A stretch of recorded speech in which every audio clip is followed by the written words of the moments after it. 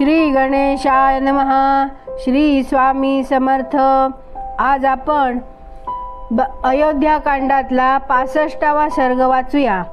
बंदीजनांचा स्तुतिपाठ. राजा दशरथ दिवंगत झाल्यावर त्याच्या राण्यांचा करुण विलाप. त्यानंतर रात्र संपल्यावर दुसऱ्या दिवशी सकाळीच बंदीजन स्तुतिपाठासाठी राजमहालात उपस्थित झाले. व्याकरण ज्ञानाने संपन्न सूत, उत्तम रूपाने वंशपरंपरेचे श्रवण घडविणारे मागध, संगीत शास्त्राचे अनुशीलन करणारे गायक आपापल्या मार्गानुसार पृथक पृथक यशोगान करण्यासाठी तेथे आले. उच्च स्वराने आशीर्वाद देऊन राजाची स्तुती करणाऱ्या सूत मागधादींचे शब्द राजमहालाच्या आतील भागात पसरून घुमू लागले. ते सूतगण स्तुती करीत होते. एवढ्यातच पाणीवादक म्हणजे हातांनी ताल देत गाणारे तेथे आले आणि राजाच्या पूर्वीच्या अद्भुत कर्मांचे निवेदन करून तालगतीस अनुसरून टाळ्या वाजवू लागले. त्या शब्दांनी वृक्षांच्या शाखावर बसलेले आणि राजकुलातच संचार करून पिंजऱ्यात बंद झालेले शुकादिक पक्षी जागे होऊन चिवचिवाट करू लागले. शुकादी पक्ष्यांच्या आणि ब्राह्मणांच्या मुखातून बाहेर पडणारे पवित्र शब्द, वाणींचे मधुर नाद, गाथांची शुभाशीर्वादयुक्त गायने यांनी सारे भवन गजबजून गेले. त्यानंतर सदाचारी आणि परिचर्या कुशल सेवक, ज्यात स्त्रिया व खोजे यांची संख्या अधिक होती, असे पहिल्याप्रमाणेच त्या दिवशी राजभवनात उपस्थित झाले. स्नानविधीचे ज्ञाते भृत्यजन विधिपूर्वक सुवर्णाच्या घड्यात चंदन मिश्रित जल घेऊन योग्य वेळेस उपस्थित झाले. पवित्र आचार विचारांच्या स्त्रिया, ज्यात कुमारींची संख्या अधिक होती, मंगलासाठी स्पर्शास योग्य अशा गायी आदी, पिण्यास योग्य असे गंगाजल आदी आणि अन्य उपकरणे, दर्पण, आभूषण, वस्त्र इत्यादी घेऊन आल्या. प्रातःकाळी राजांच्या मंगलासाठी ज्या ज्या वस्तू आणल्या जातात त्यांचे नाव अभिहारिक आहे. येथे आणलेली सर्व अभिहारिक सामग्री समस्त शुभ लक्षणांनी संपन्न, विधीस अनुसरून आदर व प्रशंसा यांना योग्य आणि उत्तम गुणांनी शोभायमान होती. सूर्योदय होईपर्यंत राजाची सेवा करण्यासाठी सारा परिवार जनवर्ग तेथे येऊन उभा राहिला. तेव्हा राजा भवनाच्या बाहेर आला नाही. तेव्हा महाराज का आले नाहीत अशी शंका त्यांच्या मनात आली. त्यानंतर कोसल नरेश दशरथाच्या समीप राहणाऱ्या स्त्रियांनी त्यांच्या शय्येपाशी जाऊन आपल्या खामीस जागे करण्याचा प्रयत्न केला. त्या स्त्रिया त्याला स्पर्श करण्यासाठी योग्य अशाच होत्या. त्यांनी विनीत भावाने युक्तिपूर्वक त्याच्या शय्येला स्पर्श केला. तेव्हा त्याच्यात जीवनाचे कोणतेच चिन्ह त्यांना दिसले नाही. झोपी गेलेल्या पुरुषाची स्थिती कशी असते हे त्या स्त्रियांना चांगल्या रीतीने समजत होते.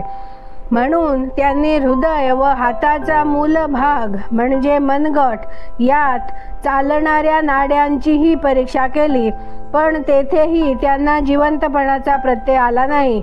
त्यानंतर मात्र त्यांच्या अंगास कंप सुटला. राजांचे प्राण निघून गेले की काय अशी आशंका त्यांच्या मनात आली. त्या जलाच्या प्रवाहाच्या सन्मुख पडलेल्या तृणांच्या अग्रभागांप्रमाणे कापत असताना दिसू लागल्या. संशयात पडलेल्या त्या स्त्रियांना राजाकडे पाहताच त्याच्या मृत्यूविषयी जी शंका आली होती तिचा त्यांना त्यावेळी निश्चयाने अनुभव आला.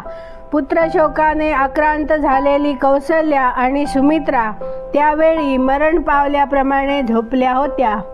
या वेळपर्यंत त्यांची झोप संपली नव्हती. झोपलेली कौसल्या निष्प्रभ झाली होती. तिच्या शरीराचा रंग बदलला होता. शोकाने ती पराजित व पीडित होऊन अंधकाराने आच्छादित झालेल्या तारके समान ती शोभा पावत नव्हती. राजाच्या जवळ कौसल्या होती व तिच्यापाशी सुमित्रा होती. दोघेही निद्रामग्न असल्या कारणाने शोभाहीन दिसत होत्या. त्या दोघींच्या मुखावर शोकपूर्ण अश्रू पसरले होते. त्यावेळी त्या दोनही देवींना निद्रामग्न पाहून अंतःपुरातील अन्य स्त्रिया समजल्या की झोपलेल्या अवस्थेतच महाराजांचे प्राण गेले होते. ज्याप्रमाणे जंगलातील युथपती गजराज आपल्या निवासस्थानापासून अन्यत्र निघून जाऊ लागला की हत्तीणी करुण चित्कार करू लागतात, त्याप्रमाणे त्या अंतपुरातील सुंदर राण्या अत्यंत दुःखी बनून उच्च स्वराने आर्तनाद करू लागल्या. त्यांच्या रडण्याच्या आवाजाने कौसल्या व सुमित्रा यांचीही निद्रा संपली. त्या एकदम जाग्या झाल्या. कौसल्या व सुमित्रा यांनी राजाकडे पाहिले. त्याच्या शरीरास स्पर्श केला व हा नाथ म्हणून त्या दोनही राण्या पृथ्वीवर पडल्या. कौशल राजकुमारी कौसल्या पृथ्वीवर पडून गडबडा लोळू लागली. त्यांची धुलीधुसरी शरीरे शोभाहीन दिसत होती. जणू आकाशातून तुटलेले तारे धुळीत पडले होते. राजा दशरथाच्या शरीराची उष्णता शांत झाली होती.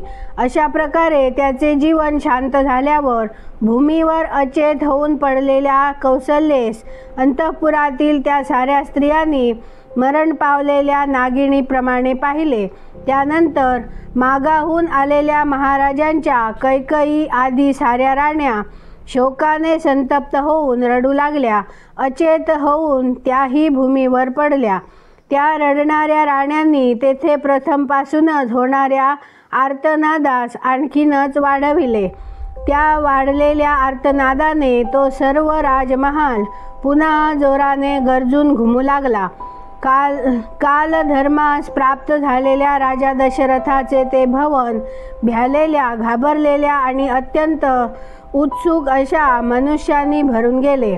सर्व बाजूंनी आरडण्याचा भयंकर शब्द येऊ लागला. तेथील राजाचे सारे बंधू बांधव शोकाने संतापाने पीडित होऊन स्तब्ध झाले. ते सारे भवन तत्काल आनंदशून्य बनून दीन दुःखी व व्याकुळ झालेले दिसू लागले. त्या यशस्वी भूपाल शिरोमणीस दिवंगत झालेला पाहून त्याच्या सर्व पत्नी त्याला चारही बाजूंनी घेरून अत्यंत दुःखी होऊन जोरजोराने रडू लागल्या.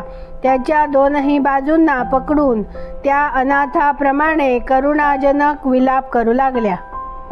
इथे 65वा सर्ग पूर्ण झाला. उद्या आपण 66वा सर्ग वाचूया. आवडल्यास लाईक, शेअर, सबस्क्राईब करा. बेल आयकन क्लिक करा. कमेंट करून आपले विचार नक्की कळवा. धन्यवाद. जय जय श्रीराम.